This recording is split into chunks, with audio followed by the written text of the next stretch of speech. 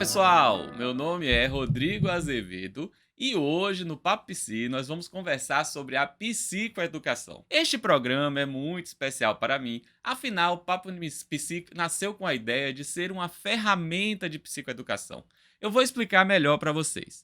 Nas consultas, eu sempre tinha a sensação que poderia fornecer mais informações tanto para os pacientes quanto para seus familiares.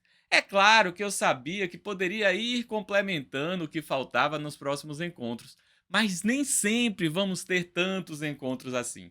Ainda mais quando estamos diante de pacientes ou familiares resistentes aos recursos terapêuticos que temos à mão. Não foi nenhuma nem duas vezes que a minha chance era apenas de uma consulta.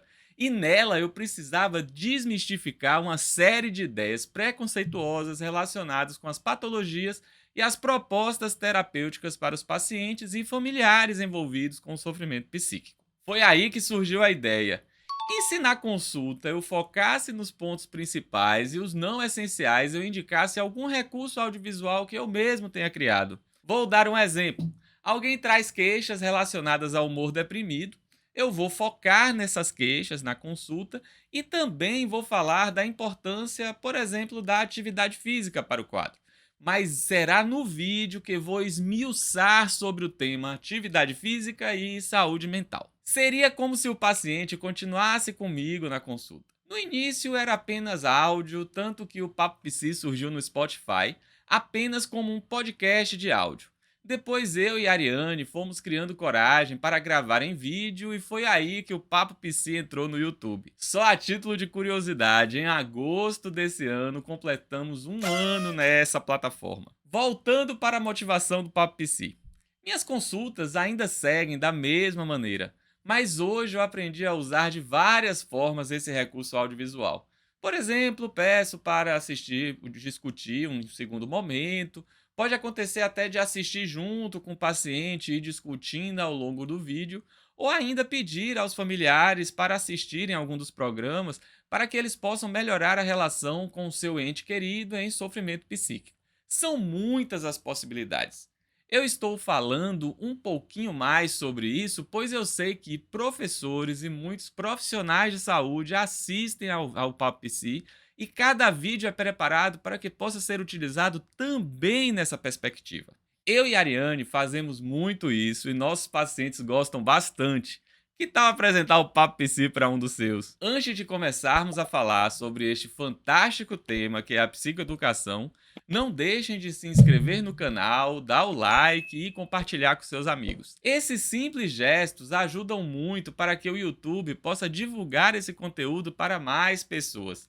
Vamos ao vídeo então? Mas afinal, o que é psicoeducação? A psicoeducação, pessoal, é uma abordagem terapêutica que busca desenvolver no paciente, assim como em seus familiares e cuidadores, uma ampliação do conhecimento sobre sua patologia e todo o processo de tratamento. Quanto mais informada estiver uma pessoa acerca de sua condição de saúde física e mental, sobre seu funcionamento cognitivo, emocional e comportamental, mais ela estará pronta para participar ativamente do processo de mudança. É uma modalidade de intervenção que combina, elementos da terapia cognitivo comportamental, terapia de grupo e a própria educação. A psicoeducação é uma intervenção que pode contribuir para a redução de sintomas, favorecer a melhora da qualidade de vida e, além disso, promover benefícios não só para o portador de uma condição clínica, mas também para seus familiares. Esta modalidade terapêutica possui uma visão mais holística e baseadas em competências que enfatizam a saúde, a colaboração, o enfrentamento e o empoderamento. É curioso como temos aqui uma forma bem diferente de lidar com o conhecimento. Nós, profissionais de saúde, deixamos de ser o detentor do saber e que teríamos as respostas para todas as questões e nos transformamos em facilitadores e consultores das tomadas de decisão. Agora, essa tomada de decisão seria em conjunto com o paciente. Aqui muda também o papel do paciente. Antes um ser passivo e recebedor das orientações do profissional de saúde, agora torna-se um componente ativo no seu processo de melhora. Afinal, ele agora sabe o porquê das intervenções e a importância da mudança no estilo de vida. A ideia da pílula mágica cai por terra com a psicoeducação.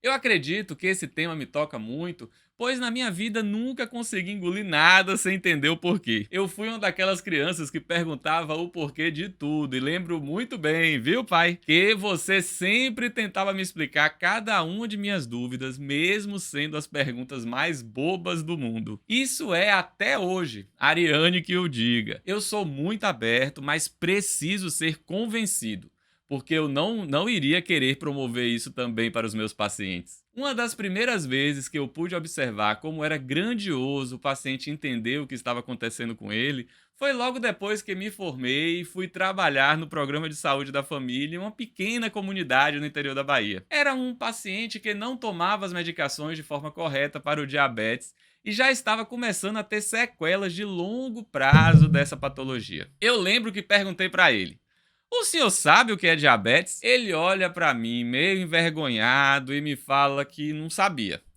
Era um paciente diabético há mais de 20 anos.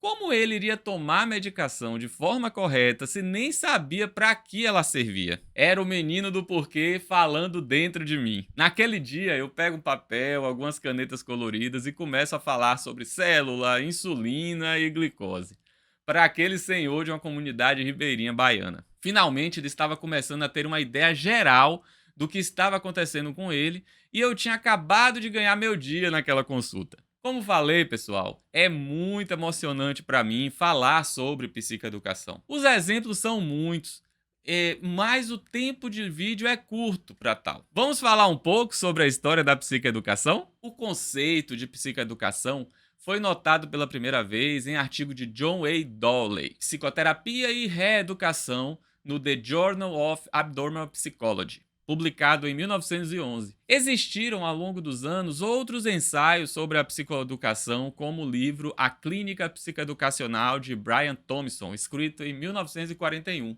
Mas a popularização do termo na forma atual é amplamente atribuída ao pesquisador americano C. M. Anderson, de 1980, no contexto de tratamento de pacientes com esquizofrenia. A literatura vem demonstrando uma grande eficácia da psicoeducação. Em um artigo de revisão de 2014, onde foram analisados diversos estudos entre 1995 e 2012, os autores encontraram que a psicoeducação é altamente eficaz por ter impacto positivo em desfechos como qualidade de vida, taxas de recaída, rehospitalização e carga familiar. Outro ótimo resultado foi o benefício observado em grupos de psicoeducação. Nestes foram observadas redução do estigma e eram criadas redes de apoio com os participantes dos grupos. Vou falar de 2 estudos isolados sobre psicoeducação. O primeiro deles foi um estudo de 2020 que envolveu 92 indivíduos usuários de substâncias psicoativas. Em um programa de 10 sessões de psicoeducação,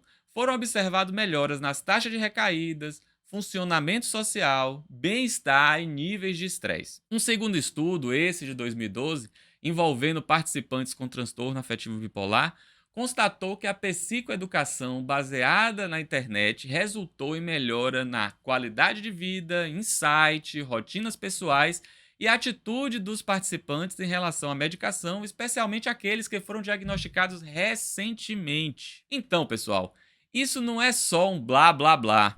Tem uma fundamentação científica para essa boa prática em nossa clínica de todos os dias. E existem técnicas para que possamos aplicar essa importante ferramenta. Vou apresentar para vocês alguns princípios norteadores. Vamos lá? O primeiro deles é preciso adaptar a informação que queremos passar para cada paciente, familiar ou outra pessoa que desejamos alcançar. O segundo, seja claro e objetivo. Use e abuse de material de apoio. Olha o Papo Psi aí para ajudar vocês nisso. O terceiro e importante passo, incentive a participação e peça feedback. Uma técnica muito boa é pedir para ele explicar para você o que entendeu. E por último, recomende leituras, vídeos ou outros materiais de apoio para ele utilizar em casa com o objetivo de solidificar o conhecimento. Esse material deve ser conciso. Por que vocês acham que o Papo Psi atualmente não passa de 20 minutos? Pessoal, não é uma intervenção isenta de riscos. É preciso tomar alguns cuidados. Muitas vezes, pacientes agudamente adoecidos têm distúrbios substanciais de pensamento, concentração e atenção. Esse momento não seria o melhor momento para esse tipo de intervenção. Outra situação importante: seja atento ao volume e profundidade do que você vai passar. O conhecimento detalhado da condição, os prognósticos e o processo da doença podem deixar o paciente e os familiares muito estressados. Falando em família, ainda mais quando estamos falando de pacientes com transtorno mental grave, é comum esses membros serem empurrados para o papel de gerente de caso, monitor de medicamentos, planejador financeiro ou coordenador de habitação com pouca educação ou apoio. A psicoeducação destes membros deve envolver certos aspectos, como o desenvolvimento de expectativas realistas em relação ao paciente, o fomento da colaboração do enfrentamento da doença, explicando sobre as intervenções farmacológicas e psicológicas, a ajuda aos familiares para que reforcem a participação do paciente no tratamento e o reconhecimento, isso é muito importante, viu? De sinais precoces de recaída e mudanças sintomatológicas. Como vocês viram, a família é fundamental no processo e de nada vai adiantar um ótimo esquema medicamentoso e uma psicoterapia de muita qualidade se a família não estiver caminhando de mãos dadas no processo. Estamos chegando ao final de nosso vídeo e espero que vocês tenham gostado, pois foi feito com muito carinho. Não deixem de se inscrever no canal, dar o like e compartilhar com seus amigos. Vamos fazer o Papo Psi ser espalhado no YouTube. Um abraço, pessoal. Tchau, tchau pra vocês. Tchau, tchau.